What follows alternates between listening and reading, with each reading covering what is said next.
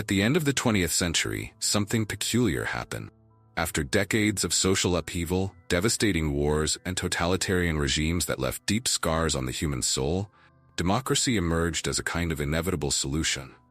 Humanity, tired of the atrocities committed in the name of supposedly enlightened leaders, seemed to have finally learned a bitter lesson. Democracy, despite its flaws, was the only safe path. This seemingly unshakable consensus began to form worldwide. Even those who had fervently advocated for authoritarian alternatives in the past were forced to admit that democracy, with all its imperfections, was preferable to any dictatorship. The voices that once demanded order at any cost now whispered in favor of freedom, albeit a freedom limited by the complexities of democratic governance. However, as we examine this consensus more closely, we must ask ourselves, what does it really mean? Does the almost universal adoption of democracy indicate a true victory of reason? Or are we merely witnessing the imposition of a model that, if not carefully understood and applied, can succumb to the same forces that threatened it in the past? The democratic consensus of the late 20th century is by no means a guarantee of a stable future. It is, above all, a reflection of the traumatic experiences of a century marked by man-made disasters. People embraced democracy not out of a deep conviction in its principles, but because the alternatives proved catastrophic.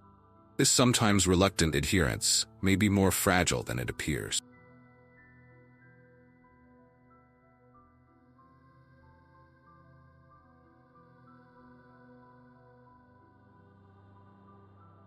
At the dawn of the 20th century, the world witnessed a disturbing phenomenon. Democracies, seen as the ultimate realization of freedom and reason, began to falter. It was as if, suddenly, humanity had grown tired of its own autonomy. The voices that once cried out for rights and freedoms began to fall silent, replaced by shouts of order, by promises of a glorious future imposed by force. Dictatorships emerged in every corner of the globe, fueled by ideologies that promised redemption through submission. This was the century in which millions were sacrificed on the altar of totalitarian regimes that rose from the ruins of what was supposed to be government of the people, by the people, and for the people. Nearly 200 million lives were taken in the name of utopias that ultimately did not tolerate the freedom that democracy once promised. And now, at the end of a century of tragedies and disillusionment, we are faced with a disconcerting consensus. Democracy, imperfect as it may be, is the only viable alternative. For the first time, it seems that the majority of humanity has reached an agreement on the undeniable value of democracy. But is this consensus truly solid? Or are we merely postponing the next great collapse? In this video, we will explore this question. Does democracy, once elevated to the status of the only possible solution, carry within it the seed of its own destruction? And furthermore, what does this idea of more democracy truly mean? Over the next few minutes, we will delve into the contradictions and dangers that surround this relentless pursuit of an ideal that, if not carefully balanced, may lead us back to the abyss of authoritarianism. And here arises an essential question. Can a consensus built on the ruins of totalitarianism truly sustain itself in the long run? Democracy, to survive, needs to be more than a tacit agreement among weary nations and peoples. It must be understood in its entirety, with its contradictions and challenges. Otherwise, this consensus may prove to be an illusion, a facade that hides the same tensions that once plunged the world into chaos. In the next few minutes, we will dissect this apparent global agreement on democracy and explore its implications. Because after all, democracy cannot be merely the easiest path, the least painful. It needs to be the result of a conscious choice, a deep understanding of the values that underpin it. Otherwise, we run the risk of witnessing, once again, the collapse of an ideal that, so poorly understood, becomes vulnerable to the repetition of past mistakes.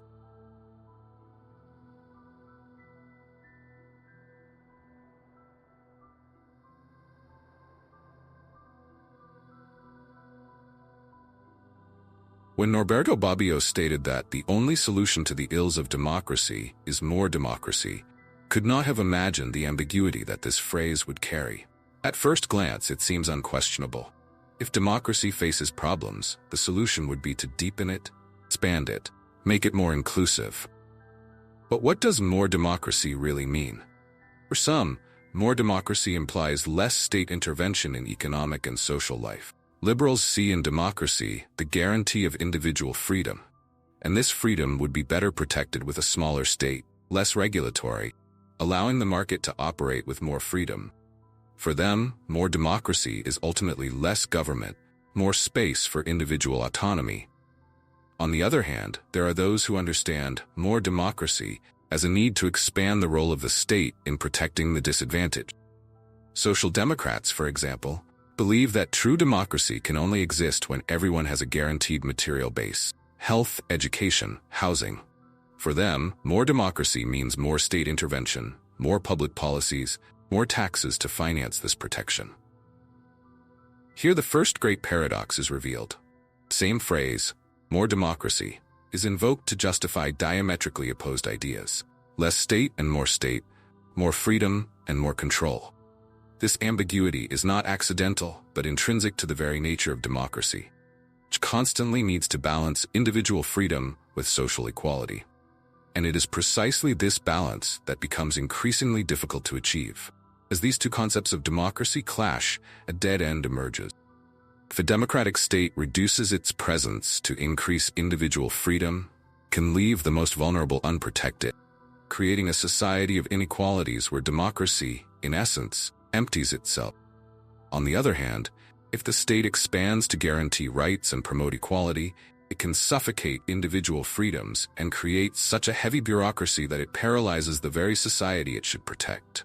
The expansion of democracy, far from being a panacea, can result in its opposite.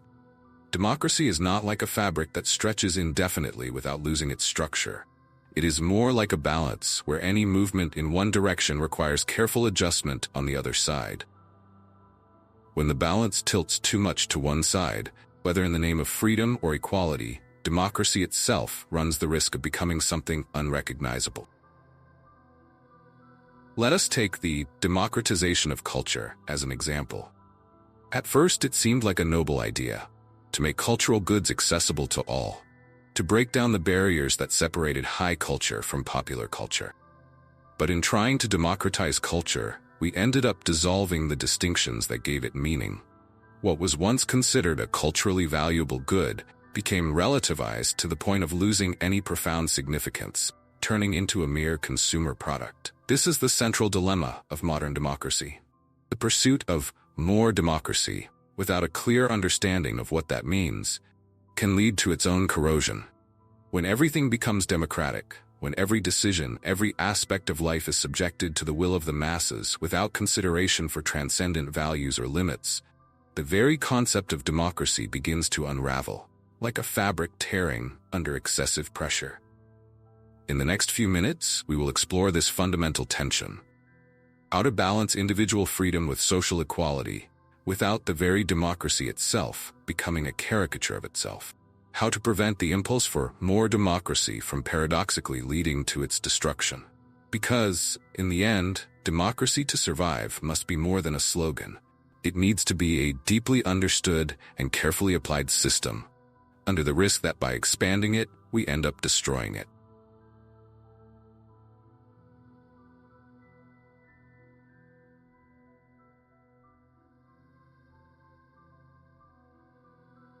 When we talk about the democratization of culture, the idea that immediately comes to mind is that of universal access. It seemed like a noble goal: bring art, literature, and knowledge to as many people as possible, to break down the barriers that separated cultural elites from the masses. However, as this democratization progressed, we were confronted with a disturbing paradox. What started as an attempt to expand access to culture ended up emptying the very idea of culture. In the past, culture was seen as the pinnacle of civilization, something to be cultivated and preserved. There was a clear distinction between high culture, works of art, classical literature, philosophy, and popular culture, which reflected the tastes and traditions of the people. Both had their value, but were recognized as distinct categories, each with its own role in society. The democratization of culture, however, came with the promise of breaking down these barriers, ending this distinction. The intention seemed commendable: Why not allow everyone to have access to the great works of humanity?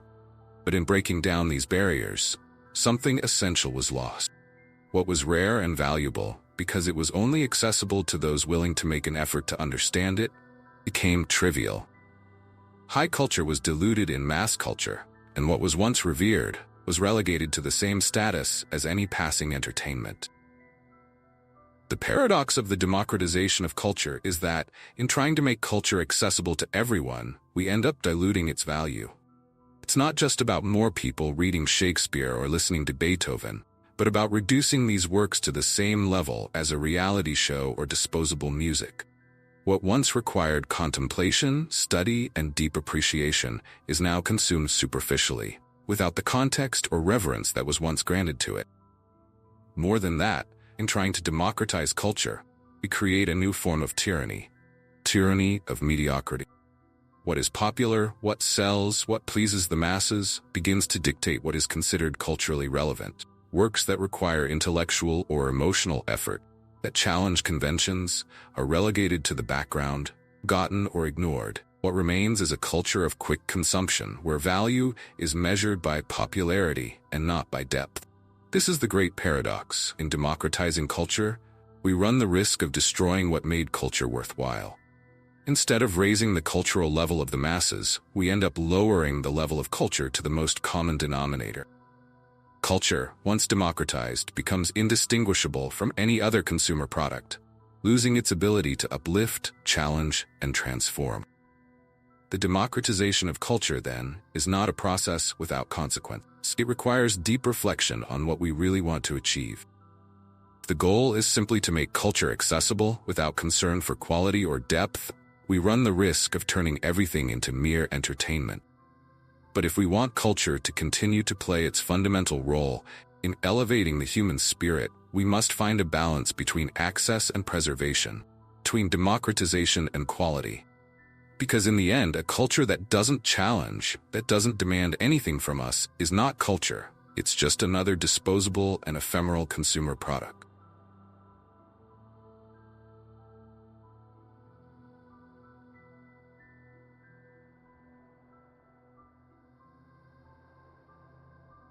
Democratic consensus, at first glance, seems to be the definitive victory of civilization.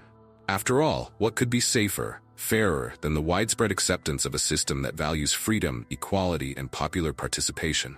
However, upon closer examination, this consensus can hide subtle yet devastating dangers. Democracy, by definition, is the regime of diversity, multiplicity of opinions, where discord and debate are not only allowed but essential. It is from the friction between opposing ideas that the best solutions, the most refined decisions arise. However, when a democratic consensus is reached, this friction begins to disappear. The debate, which should be vigorous and constant, gives way to conformity.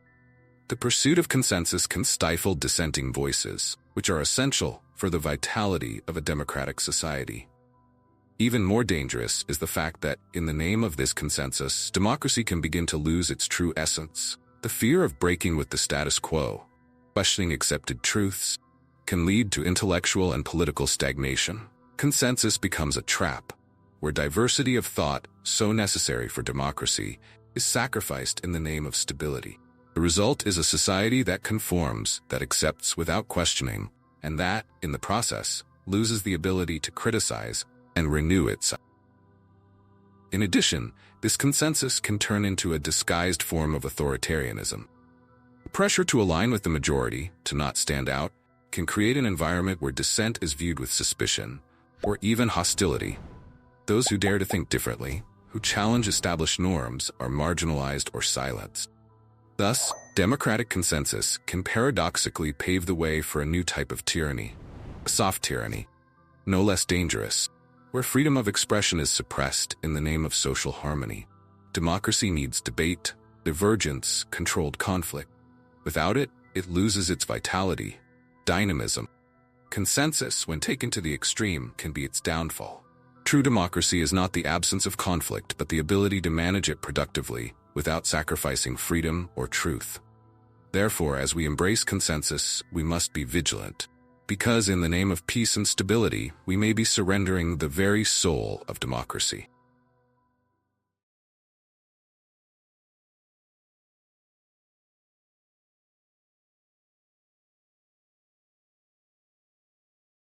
Throughout history, we have seen that democracy, far from being an absolute antidote against tyranny, can paradoxically pave the way for dictatorship.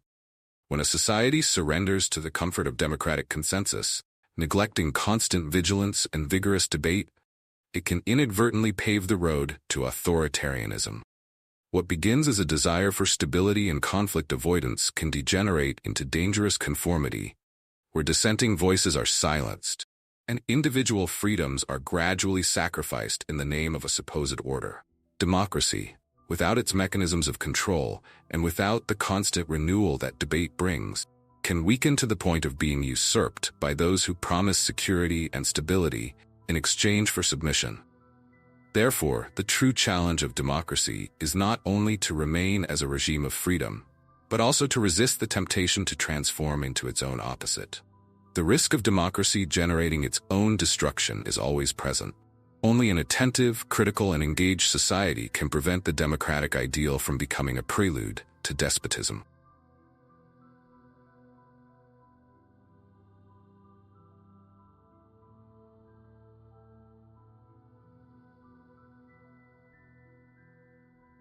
We have reached the end of this journey through the intricate terrain of democracy, a system that, although imperfect, is still the best we have.